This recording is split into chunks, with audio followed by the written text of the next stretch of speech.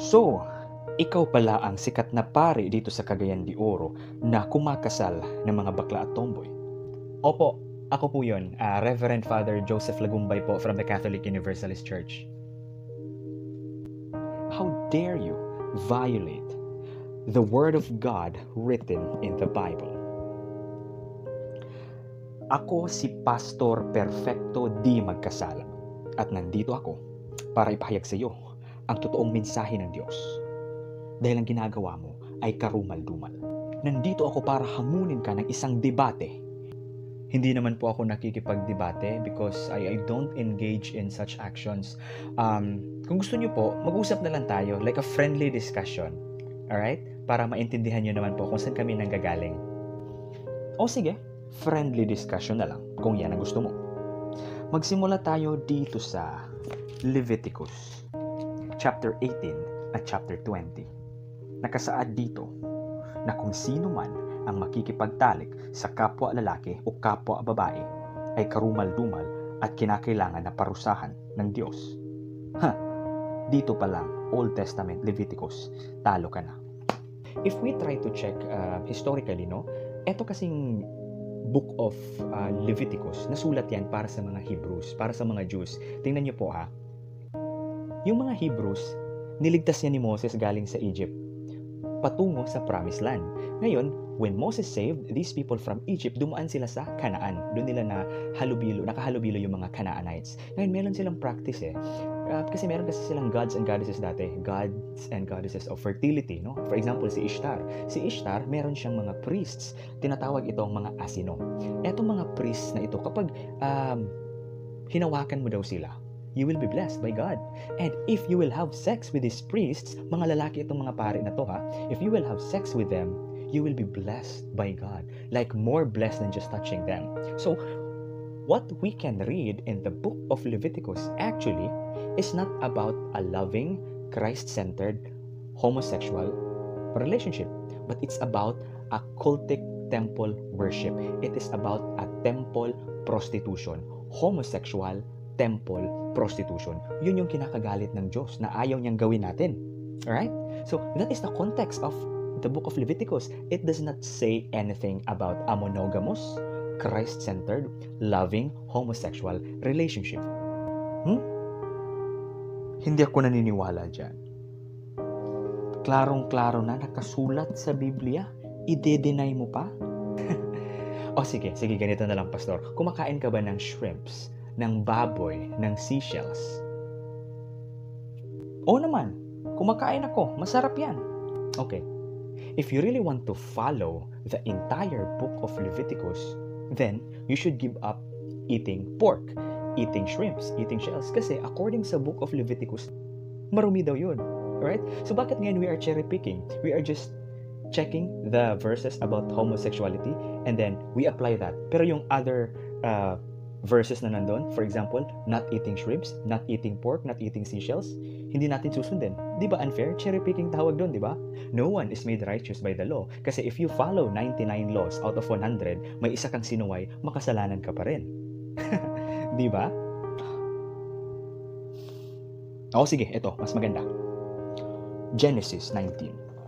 Sodom and Gomorrah. Alam mo nangyari sa Sodom at Gomorrah? Pinarusahan sila ng Diyos dahil sa kanilang kabaklaan.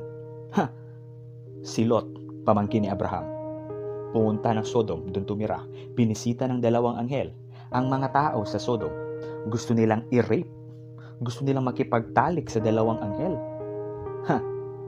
Dito pa lang, Genesis, klarong-klaro. Look si Lot ay pamangkin ni Abraham. Tumira siya ng Sodom. Tapos, may bumisita sa kanyang dalawang anghel.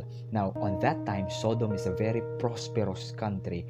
Now, the people on Sodom, they thought that the two visitors of Lot are actually spies from a different land, from a different country. So, what they were trying to do, they were trying to take away the visitors of Lot and rape them, subdue. Ito kailangan nating maintindihan kung ano ba ang rape in ancient times. Yung mga generals dati, once they capture a king or a prince what they do is they humiliate the king or the prince in public by doing anal sex on public. Now, bakit ganun yung ginagawa nila? Kasi during their time, they regard women as lower than men. So, if they capture someone that has a higher rank, perhaps a king or a prince, pagkatapos, they wanted to, tell the people that this will happen to you if you don't follow us, they humiliate the king or the prince or any royal-blooded male by showing the public that they are doing anal sex to them. So, yun yung gustong gawin ng mga tao sa Sodom dun sa mga bisita ni Lot. That is homosexual rape. And we are talking about LGBT weddings, LGBT holy unions, right? So, homosexual rape is rape. It does not involve any loving, committed homosexual relationship. So, with that being said, we cannot use the story of Sodom and Gomorrah against a loving, committed, Christ-centered LGBT relationship. Alright? Sige. Eto na. Sige. New Testament. Dun tayo sa mga apostles ni Jesus, no? Si Paul. Epistle of Paul. 1 Corinthians. Chapter 6. Doon nakasulat. Homosexuality. They will not inherit the kingdom of heaven. Paano mo ngayon i-deny yan? Pastor, first of all si Paul, though I don't hate Paul, but Paul is not part of the original 12 disciples. Alright? He just claimed na nakita daw niya si Jesus when he was, on his way to Damascus. But wala talaga siyang one-on-one training or one-on-one mentoring with Jesus when he was still alive. Alright?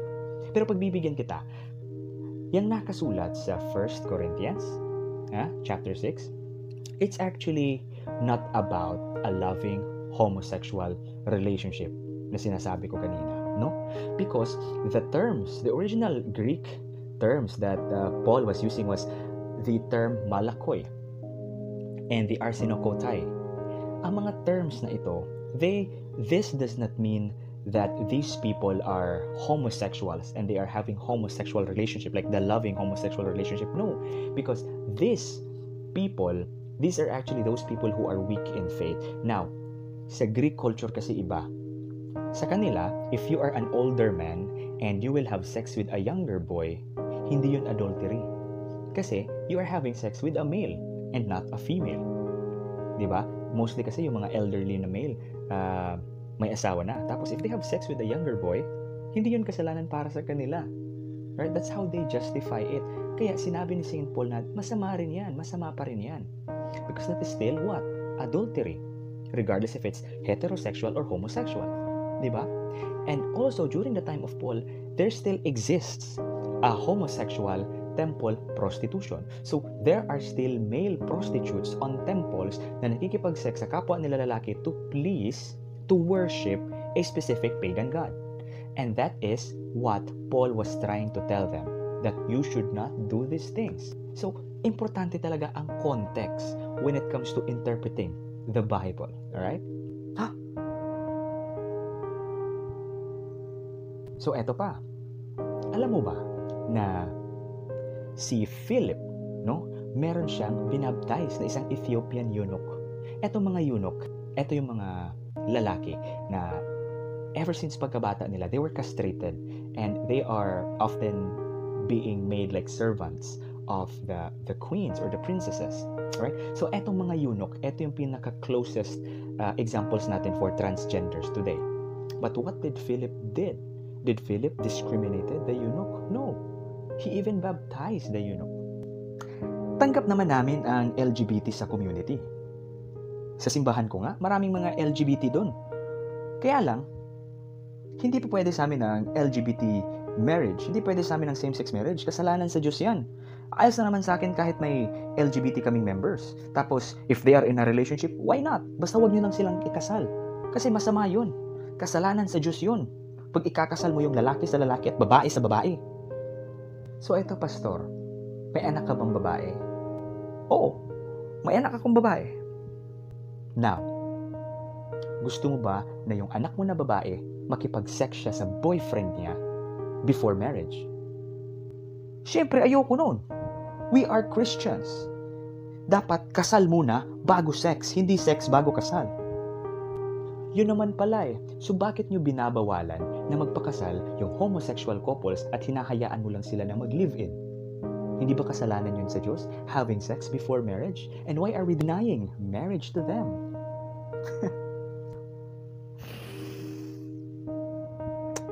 May araw ka rin sa akin, Father Joseph. Hindi pa ito ang katapusan. Sige, Pastor, mag-research ka and let's talk again, right? But before that, I will be uploading this video later. So, please click subscribe to my channel, like the video, and also ring the notification bell para updated ka sa mga posts ko. Alright? Sige. Iso-subscribe ko tong YouTube channel mo para ma-follow kita at malaman ko kung paano kita titirahin. Magre-research ako. Oo.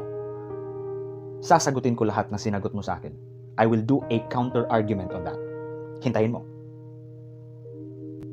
Okay. Kasi, Pastor, hindi naman nagkakamali ang Diyos. You are fearfully and wonderfully made by the Lord. Every inch of you, alam ng Diyos yan. Diba? At ito pa, no? According sa 1 Samuel chapter 16, verse 7, nandito, nakasulat, I do not judge as people judge. They look at the outward appearance, but I look at the heart.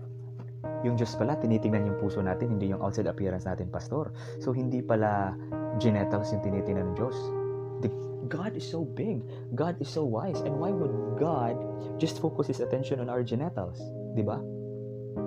Pastor, God is love. If love is present, God is present. And if God and love is present, would there be a sin? Pastor, God's love is so big that it penetrates, it pervades the entire universe. And our holy books, the Bible, it is not enough to contain the love of God. Love transcends beyond time and space, and therefore it also transcends beyond chemistry, biology, and gender. Sino yung tumatawag?